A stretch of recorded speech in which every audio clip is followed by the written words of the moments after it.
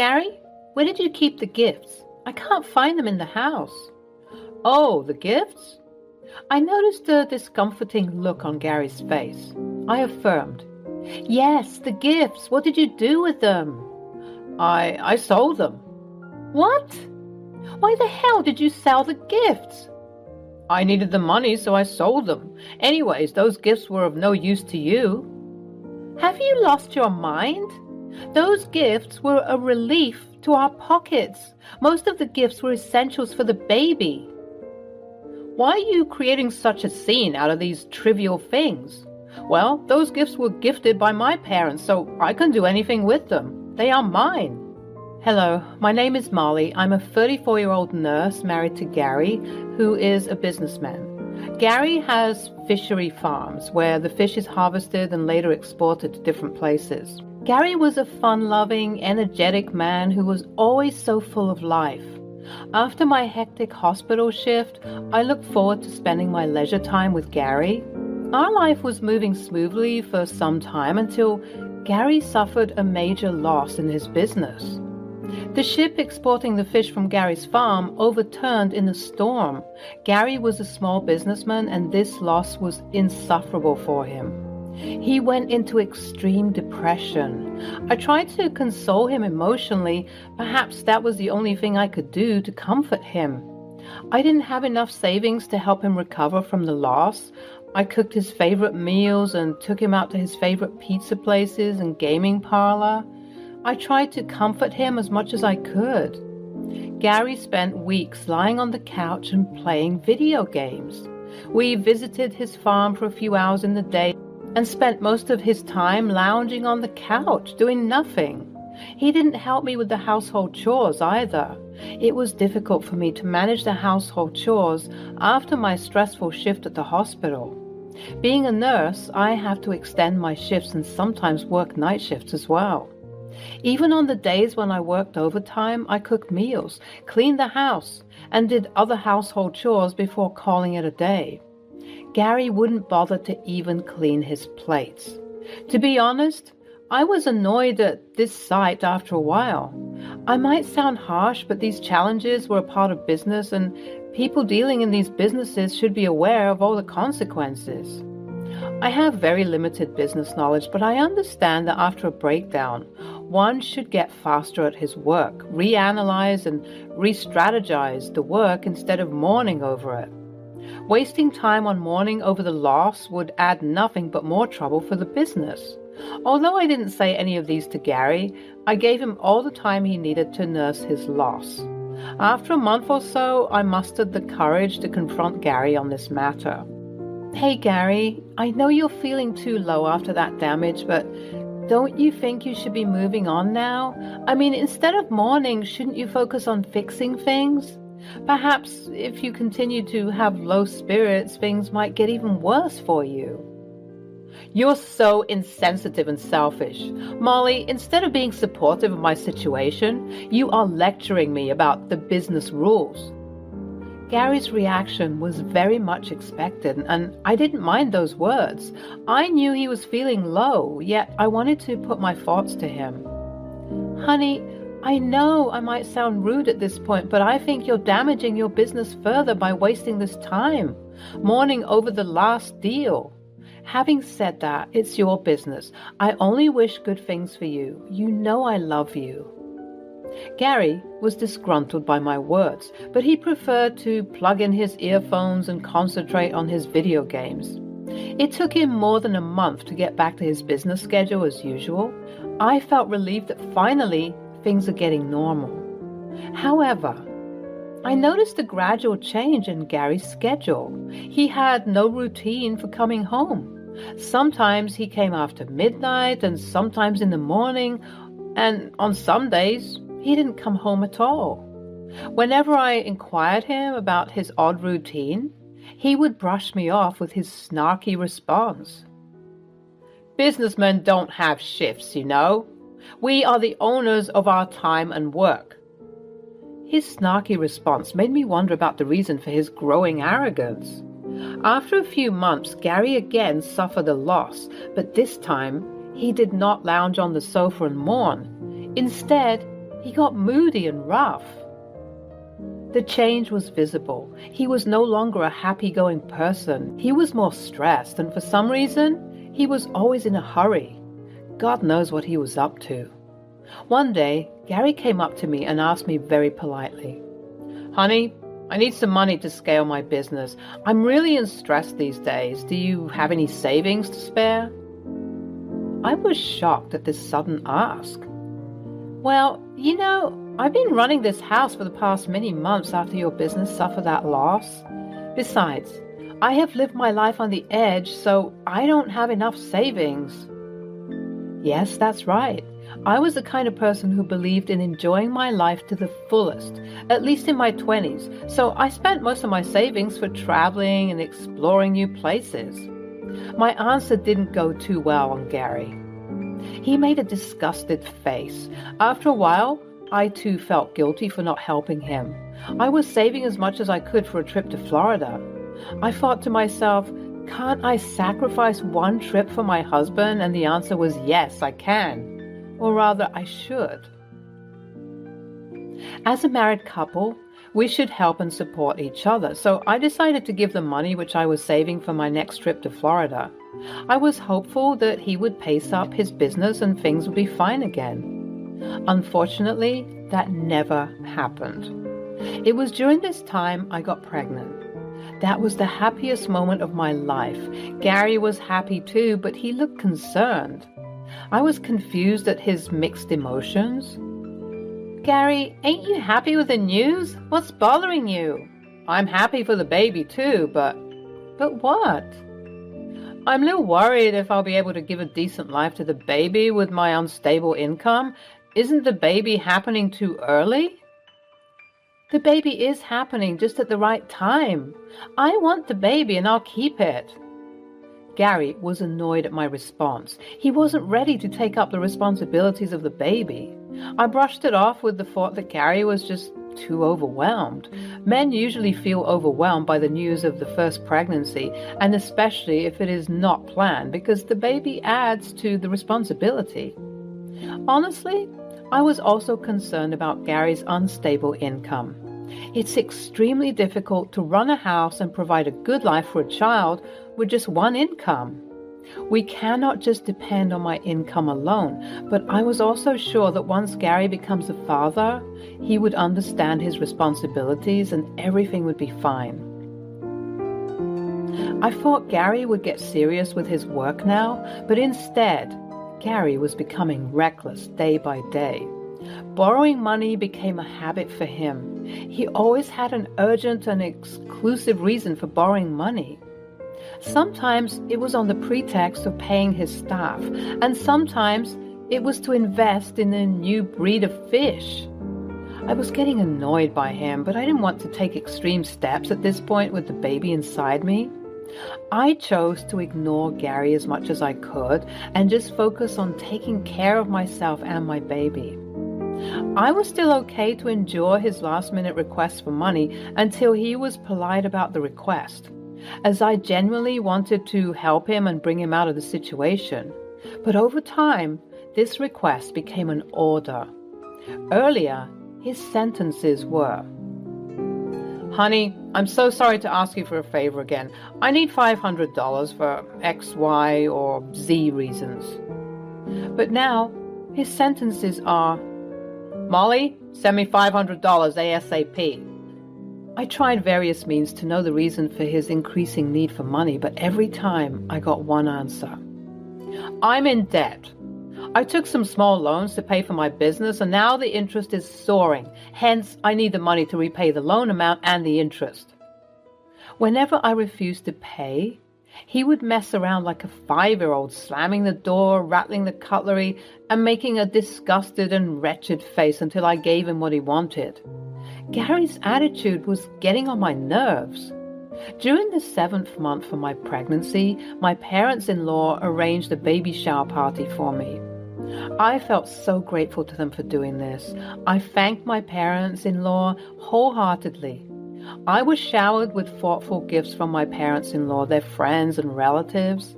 The function came as a relief to me after many months of stress and despair. I spent a good time with everyone. Besides, I was overjoyed with the gifts.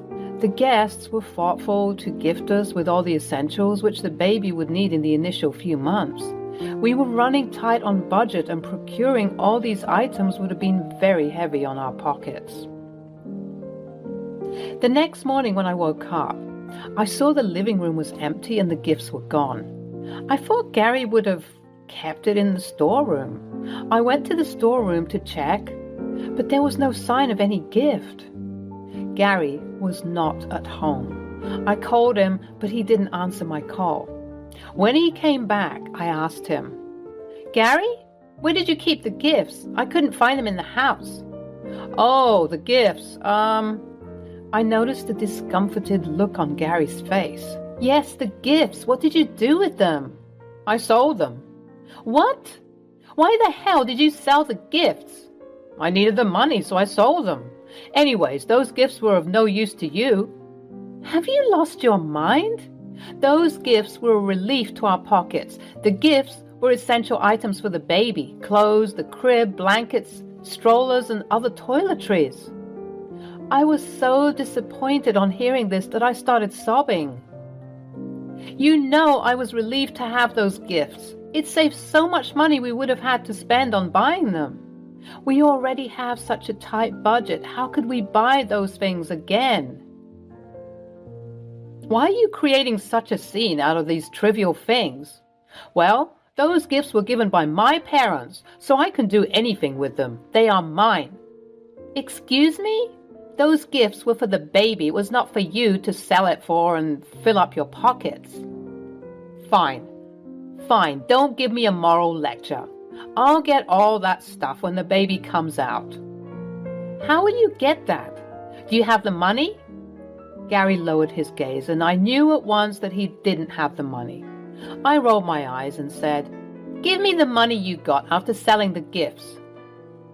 I don't have that." I asked him with a strict voice. "What did you do with the money?" "I used the money in my business." "What the hell, Gary?" He immediately snapped at me. "Oh, please, don't start your preachings again. I'm done with you. You're a sad woman who needs an opportunity to cry over every minor inconvenience." I was infuriated at his words. Gary crossed all his limits, and I couldn't control my rage. "What the hell are you up to? You don't contribute any money to the household expenses. You barely do any household chores. You're surviving on my income. On top of that, you dare to say such words to me?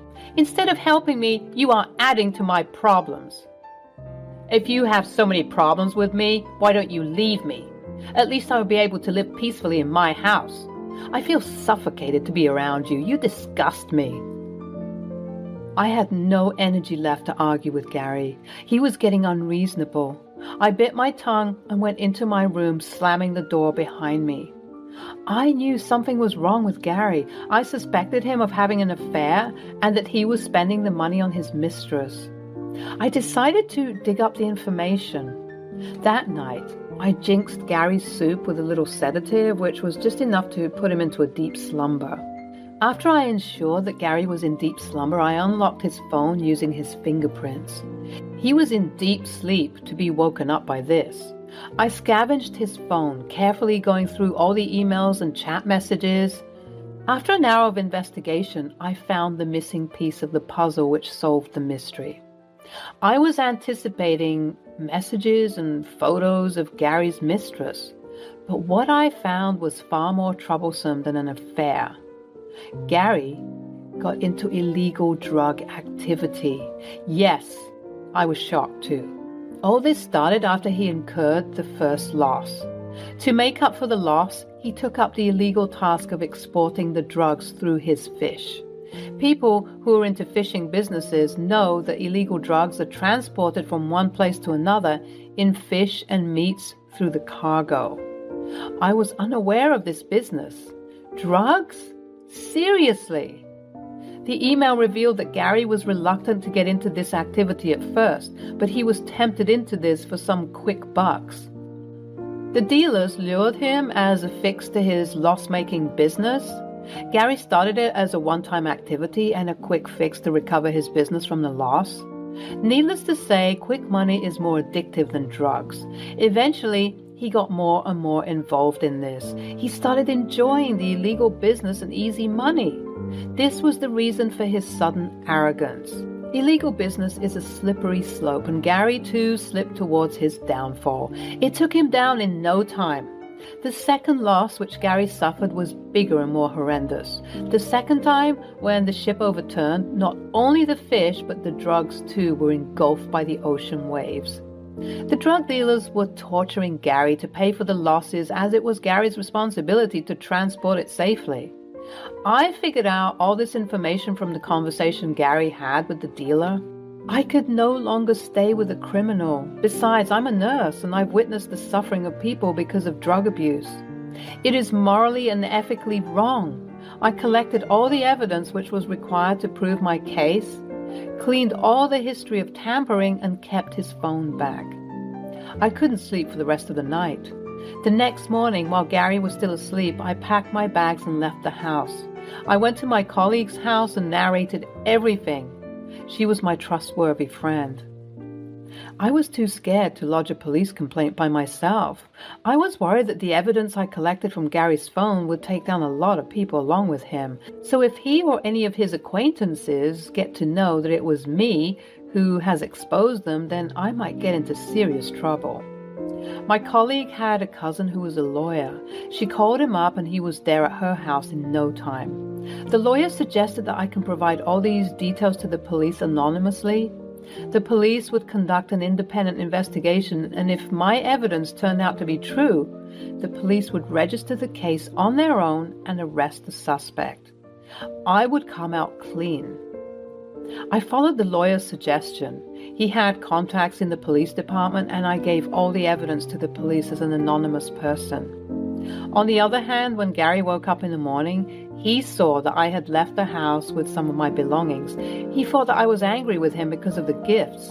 He texted me, "I know you, bitch. You're flaring up because of those stupid gifts. You'd be hoping that I'll fall on my knees to apologize to you and beg you to return home.